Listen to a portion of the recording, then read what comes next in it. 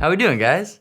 I hope you're all doing very well. We all know what's going on in the world. It's very crazy. And to be honest, it's been harder for me to be motivated to create, especially videos about products or reviews and stuff. I don't want to try to sell things to people when our country is going through this, our world is going through this. Today, I just wanted to do a very chill video, just sit down, hang with you guys, show you my setup where everything is on one stand. So my camera, audio, lighting. Grab something to drink, let's chill together, huh?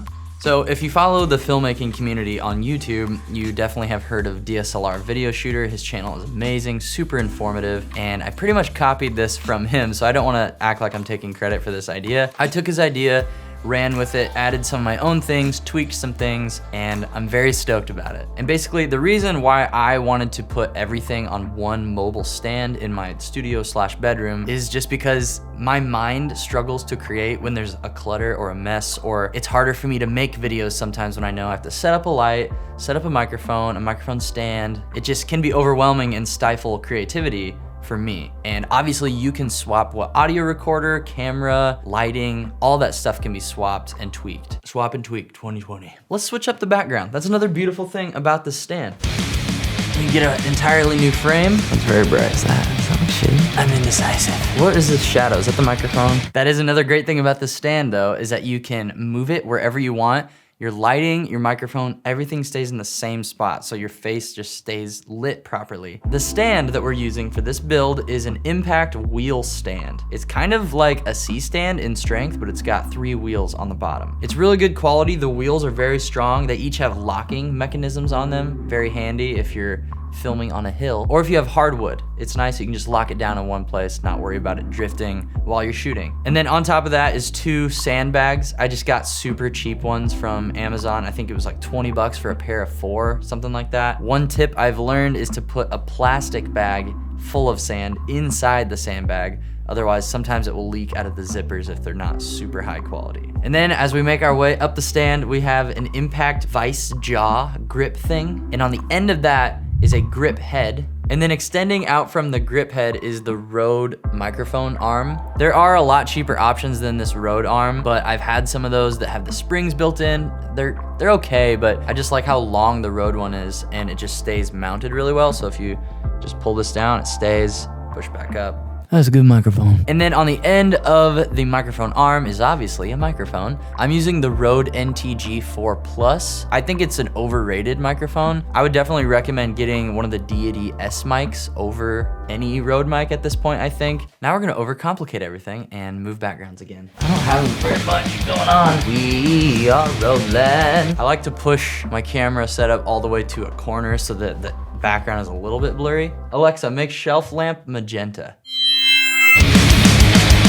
All right, so right above this microphone arm contraption is the Atomos Ninja 5. This is what I use to record all my talking head footage. It gives me ProRes out of any camera, and it also works as a really good monitor with great exposure tools, focus peaking. Luckily, I don't need focus peaking right now because I'm using the XT3 with the Fringer adapter and the Sigma 18-35, so we're getting some autofocus. It's a miracle. Now if we scoot up a little bit on the stand, we have a super clamp from Impact. And what's cool about the super clamp is you crank it down, get it on there, and then there's a little notch where you slide an extension arm into. So I have a 6-inch extension arm stuck in the super clamp. It's mounted on there, and then out of the extension arm, quarter 20 adapter thing. I don't know what they're actually called, but this is what they look like. I'll put B-roll, there we go. And then I have a Manfrotto ball head attached to the end of that extension arm. That allows me to adjust the framing of my camera really easily. And then Velcroed onto the super clamp is my Aperture 120D little remote control. So when I'm filming, I have a waveform pulled up so I can see the exposure and everything, and then I can just make micro adjustments if I need it brighter. And it feels very cool because I can also just power it off and see what it looks like.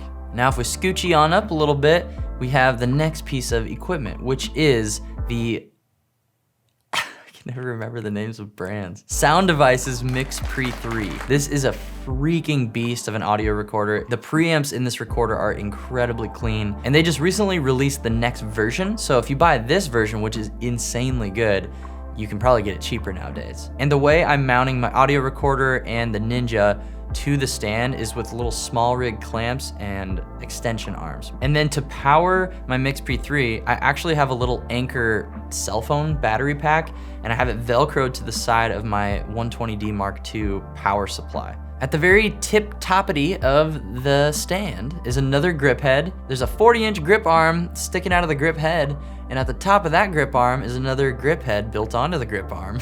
And then I have another one of those little light adapters, the little 1/4 mounts, and on that is the 120D Mark II from Aperture. I really love this light. It's perfect for this kind of stuff. On the 120D is the lantern, and it's about 90 bucks instead of paying a couple hundred for the Light Dome Mini or the Light Dome Mark II. I was pleasantly surprised with this lantern softbox. It can fill up a whole room if you need it to, or it comes with a skirt that you can put on the outside, and you can really just dial in where you want your light to be focused. So if I don't want light to spill onto the background, if I want it to be moody and contrasty, I can just pull the skirt closer and just have the light on my face. Whereas with one of the light domes, you're kind of just limited to what it does. The last little bits of gear attached to this setup are the cables and the cable management. And I don't like to have my cables too long so that everything can be as clean and neat as possible. 0 distractions is what I try to go for, so I can maximize the amount of work I can get done. I just found out about bongo ties recently, but apparently it's a film industry standard little tool. They're perfect for wrapping up cables and keeping things neat and tidy. I really hope you guys like this video, like this setup. Thanks for nerding out with me, I appreciate it. Stay safe during these crazy times. I really love you guys, and I'm gonna try to give you as many videos as possible without myself going insane in my personal life. So I appreciate y'all. Thanks for commenting and supporting. Please become a patron, subscribe if you like this stuff. Do whatever you want, really. Just don't get sick. And we'll see you later. Bye-bye. Hey, it's me again. These people you're seeing on the screen are my beloved patrons, every single one of them. I appreciate you guys so much. I do need to shout out 2 of my top tier patrons, and that's Zach Thayer and Nate Christian. Love you 2 boys very much. Please become a patron to help me eat dinners. Bye.